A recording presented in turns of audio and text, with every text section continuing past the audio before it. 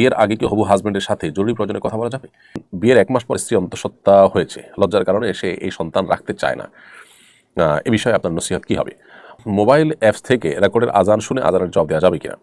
এবছর আমি হজে যাবো ইনশাআল্লাহ। হজের সফরে কোন কাজগুলো বেশি করতে এবং কোন কাজগুলো পরিহার করতে আপনি উপদেশ দিবেন?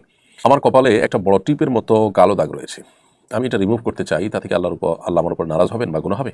তো লিখেছেন শাওয়াল মাসে বিয়ের কি বিশেষ কোনো ফজিলত আছে? যে সময় আপনি লিখেছেন বিয়ের আগে কি হবু হাজবেন্ডের সাথে জরুরি প্রয়োজনে কথা বলা যাবে? বিয়ের আগে হবু হাজবেন্ডের সাথে যদি কথা বলতে চান তাহলে সেক্ষেত্রে একান্ত প্রয়োজনে কথাবার্তা আপনি বলতে পারবেন।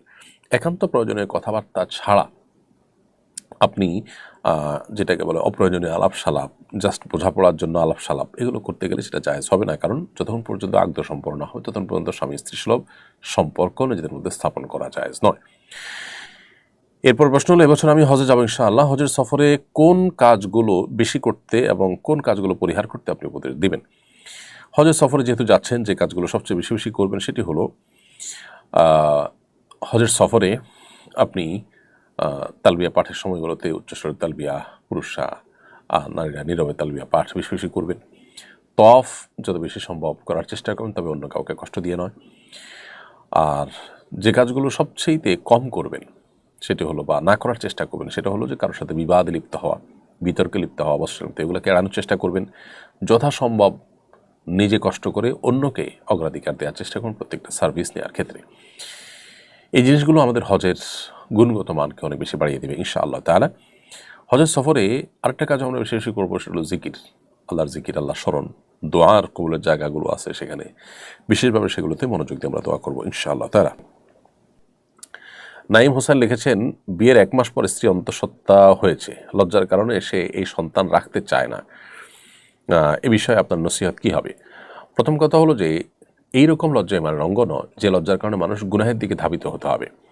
সন্তান মাতৃগর্ভে আসার পর, কনসিভ হওয়ার পর সেটা নষ্ট করা গুনাহের কথা। এটা গুনাহ, লজ্জা নষ্ট করা জায়েজ নয়। লজ্জার অজুহাতে এটা নষ্ট করা আরও গর্হিত কথা। যেই লজ্জা মানুষকে গুনাহের দিকে ধাবিত করে সেই লজ্জা বরং কুফুরির অঙ্গ, সেটা ইমানের অঙ্গ নয়।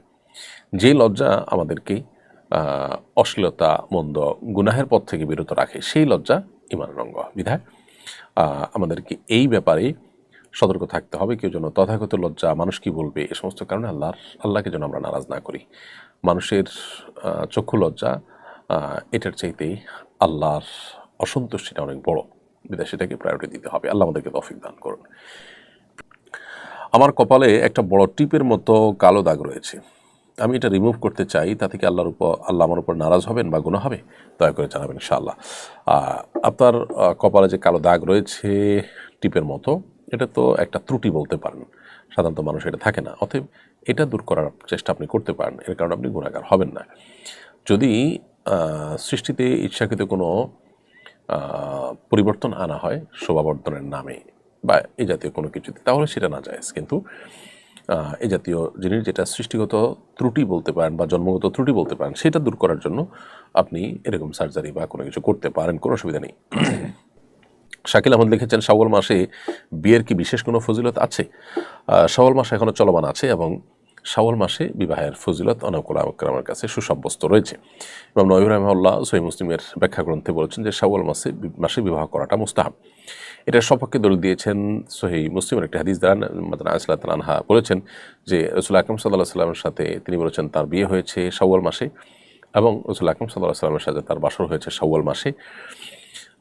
এবং আয়েশা রাদিয়াল্লাহু আনহা পছন্দ করতেন যে মেয়েদের বিবাহ বা বাসর যেন শাওয়াল মাসে হয়। এই জন্য শাওয়াল মাসে বিবাহ করাকে অনেকে মুস্তাহাব বলেছেন, যদিও বিবাহ অন্য যে কোনো মাসে করা যেতে পারে। মানসুর আক্তার লিখেছেন, মোবাইল অ্যাপস থেকে রেকর্ডের আজান শুনে আজানের জবাব দেওয়া যাবে কিনা? আমি দেশের বাইরে থাকি, তাই মোবাইলের রেকর্ডের আজান শুনে আজানের জবাব দেই। রেকর্ডেড আজান শুনে আপনি আজানের জবাব দিবেন না, তবে লাইভ আজান শুনে আজানের জবাব দিতে পারেন। সেটার বিভিন্ন রেডিওর মাধ্যমে হতে পারে বা অন্য কোনো উপায় হতে পারে, সেটা দিয়ে আপনি রেকর্ডেড আজান এর জবাব দিতে পারবেন। নারী বিষয়ক সংস্কার কমিশনের একজন সদস্য বলেছেন, ব্রিটিশরা অভিন্ন সিভিল ল মেনে বিবাহ করে, কাজে বাংলাদেশিদেরকেও অভিন্ন সিভিল ল মানতে হবে। সাধারণ ধর্মের মানুষের জন্য কমন আইনের ভিত্তিতে নিষ্পত্তি করলে শরীয়তের দৃষ্টিতে কোনো অসুবিধা আছে কিনা? দেখুন, নারী সংস্কার কমিশনের সদস্যরা পশ্চিমা পৃথিবীতে যা পেয়েছেন সেটাকে হুবহু কপি পেস্ট করে আমাদের দেশে চাপিয়ে দেওয়ার চেষ্টা করছেন এবং তাদের সুবিধা মতো পশ্চিমাদের কাছ থেকে যা জানে আর সেটা নিচ্ছেন। পশ্চিমাদের কাছ থেকে নেওয়ার আরও অনেক জিনিস আছে, সেগুলোকে তারা খুব সচেতনভাবে এড়িয়ে চলেছেন। একজন ইতালিতে গিয়ে দেখেছেন সেখানে মানুষ পাস্তা এবং পিজা খায়, এটাই তাদের প্রিন্সিপাল ফুডের মতো, সব জায়গায় এটা পাওয়া যায়, সবাই এটা দিয়ে লাঞ্চ ডিনার করছে। এটা দেখে বাংলাদেশে এসে তিনি যদি দাবি করেন যে এখানে ভাত মাছ কেন, এই কার্বোহাইড্রেট এত বেশি কেন খাবে, দরকার কি ভাত মাছ খাওয়া, আমরা তাহলে পিজা এবং পাস্তা এদেশে ঘরে ঘরে লাঞ্চ এবং ডিনার হিসাবে খাই। এই যে বিষয়টা, এটা যেরকম হাস্যকর, ঠিক একইভাবে পশ্চিমাদের যা দেখলাম তাদের সব কিছুকে অন্ধের মতো এদেশে এনে সেটাকে বাস্তবায়ন করার চেষ্টাটা একইভাবে হাস্যকর। অতএব তাদের এই দাবি মানার কোনো যৌক্তিকতা আমরা দেখছি না। দেখুন, ব্রিটিশ আইনে এখনও ব্যাপকভাবে স্থানীয়ভাবে ধর্মীয় সংস্কৃতি এটা সংরক্ষণ করার ব্যবস্থা রয়েছে এবং ধর্ম এবং ধর্মীয় সংস্কৃতির প্রভাব রয়েছে প্রত্যেকটা পদে পদে সে সমাজে। আমাদের নারী বিষয় সংস্কার কমিশন কি সেই ধর্মীয় সংস্কৃতির কোনো অস্তিত্ব এই সমাজে রাখতে চান? তাদের যে সুপারিশনামা 3 শতাধিক পৃষ্ঠার, সেটা দেখে তো তা বোঝা যায় না। ঠিক একইভাবে ব্রিটিশ সংসদের চার্চের প্রতিনিধিদের জন্য 30টার মতো সংরক্ষিত আসন আছে। বাংলাদেশে মসজিদের প্রতিনিধিদের জন্য কয়টা আসন সংরক্ষিত রাখার কথা বলবেন তারা? ব্রিটিশ রাজাদের প্রোটেস্ট্যান্ট যারা হয়ে থাকে তারা খ্রিস্টান হওয়া জরুরি এবং স্থানীয় চার্চকে রক্ষা করবেন এই মর্মে রাজাকে শপথ করতে হয়। আমাদের দেশে যারা যখন ক্ষমতায় আসবেন তারা কি মসজিদ সংরক্ষণ করবেন এই মর্মে তাদেরকে শপথ করতে হয়?